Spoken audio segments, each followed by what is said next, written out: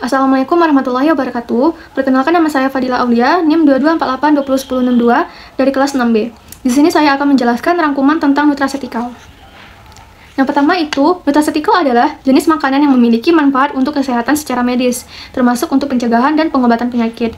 Nutraceutical diperkenalkan pada tahun 1989 oleh Stephen de Valais. Nah, nutraceutical ini sering disebut sebagai functional food karena dia dapat memberikan manfaat untuk kesehatan. Contohnya yaitu pada tahun 1900-an, garam ditambahkan yodium untuk mencegah penyakit gondok. Nah, selanjutnya peneliti menemukan ratusan senyawa fitokimia yang bermanfaat. Fitokimia itu adalah senyawa non-nutrisi dari tanaman yang memiliki khasiat perlindungan atau khasiat pencegah penyakit. Nah, nutraceutical di era postgenomik. Nutraceutical di era postgenomik ini yaitu buah dan sayur mengandung antioksidan seperti beta-karoten, vitamin C untuk mencegah kanker dan penyakit jantung. Ada faktor yang mempengaruhi kerja nutraceutical. Yang pertama ada variasi dosis seperti umur, jenis kelamin, dan lingkungan. Yang kedua itu ada kompleksitas kimia dan interaksi antar komponen. Dan yang terakhir itu ada peran genomika fungsional dalam memahami mekanisme kerja zat makanan. Ada teknologi pada nutraceutical yaitu teknologi cDNA dan microarray untuk menganalisis ekspresi gen oleh zat makanan. Contohnya yaitu penemuan reseptor vitamin D pada tahun 1969. Prinsip kerjanya yaitu label cDNA hibridisasi, pembacaan ekspresi gen dengan laser. Ada mekanisme kerja nutraceutical yaitu interaksi reseptor ligan penting dalam menimbulkan respon biologis. Contohnya seperti EPA atau minyak ikan, yaitu untuk aktivasi proliferasi peroksisom. Yang kedua ada theaflavin atau teh, itu digunakan inhibitor BCL2. Dan yang terakhir ada kurkumin dan asam ursolat untuk target jalur apoptosis pada sel tumor. Nutrien yang paling banyak dikenal adalah yang mengandung antioksidan dan vitamin. Contoh vitaminnya yaitu vitamin E untuk mencegah Parkinson, vitamin C dapat menembus sawah darah otak, atau potensi terapi Alzheimer, kombinasi E, C, dan beta-karoten untuk turunkan risiko aterosklerosis. Ada tantangan dan potensinya, yaitu banyak bahan alam tradisional yang belum memiliki marker, dan standarisasi sulit karena formulasi tradisionalnya yang berbeda. Integrasi ke sistem global itu perlu pendekatan analitik dan konsistensi mutu. Dan suplemen makanan itu dapat dikembangkan untuk berbagai penyakit. Ada fitokimia. Fitokimia itu adalah senyawa kimia kompleks dalam tanaman, yaitu dalam buah dan sayur. Nah, memiliki aktivitas biologis, salah satunya yaitu sebagai antioksidan. Nah, sebagai antioksidan ini dia tuh memiliki warna yang terang, menandakan adanya kromofor atau penyerapan UV. Nah, yang kedua itu ada karotenoid jenis fitokimia. Jenis fitokimianya yaitu memberi warna yang kuning pada jagung, oranye wortel, dan merah pada tomat. Dia tuh memiliki sifat yang tidak larut air, tetapi dia larut dalam minyak. Dia tuh mudah diserap jika dipanaskan atau dicincang, dan dia tuh diangkut oleh partikel LDL dalam darah. Ada jenis-jenis karotenoid, yaitu yang pertama ada B-karoten dan A-karoten. Itu dia untuk prekursor vitamin A dan antioksidan menjaga kesehatan mata, kulit, dan imun. Yang kedua itu ada likopen, yaitu dia antioksidannya kuat. Dia tuh tidak bisa disintesis oleh tubuh. Dia tuh 2 kali lebih kuat dari beta-karoten dan 10 kali dari vitamin E. Dia tuh untuk melindungi DNA, lipid, dan protein. Yang ketiga itu ada lutein dan zeaxanthin. Ini dia terdapat pada sayuran hijau.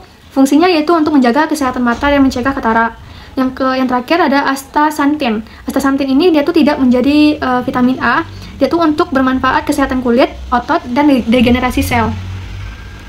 Selanjutnya itu ada terapi dengan antioksidan. Antioksidan itu adalah mencegah kerusakan akibat radikal bebas. Dia tuh bersifat donor elektron yang terdapat di dalam minyak sayur, vitamin, mineral.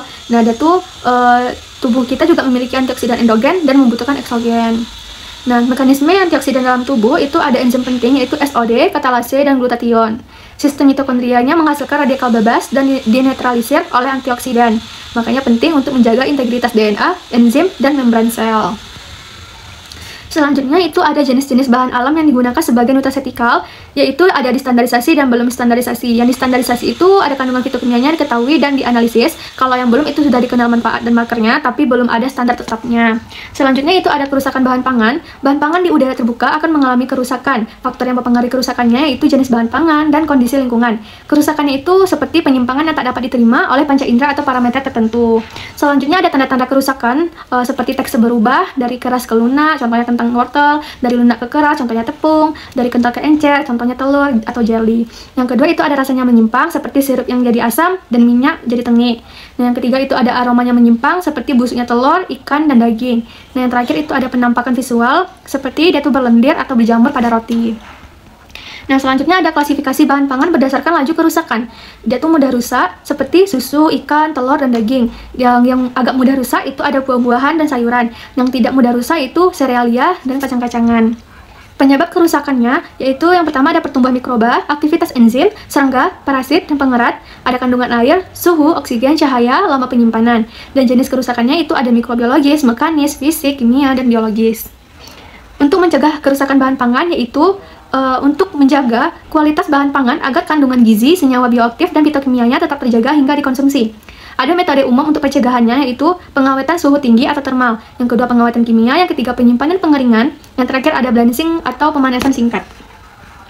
Contoh tempat hasil panen dan penyimpanan yang perlu yaitu setelah panen itu bahan pangan perlu disortir dan dibersihkan dan disimpan di tempat yang teduh atau gudang penyimpanan khusus dan dikontrol suhunya untuk mencegah kerusakan mikrobiologis dan kimia.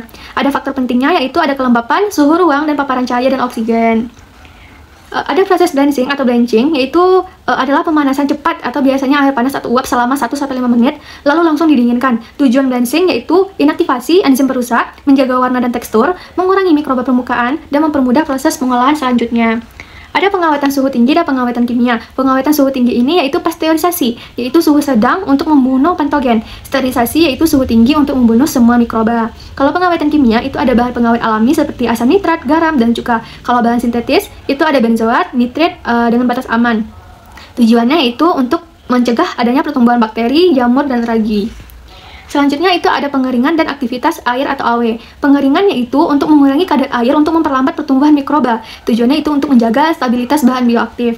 Nah, nilai AW atau aktivitas air yaitu makanan kering AW 0,2 sampai 0,6 itu contohnya keripik dan sereal. Makanan yang semi basah AW-nya itu 0,6 sampai 0,9 contohnya selai dan dodol. AW-nya tinggi itu di atas 0,9 itu yang rentan rusak. Sekian materi dari saya. Jika ada kesalahan kata mohon dimaafkan. Saya akhiri. Assalamualaikum warahmatullahi wabarakatuh.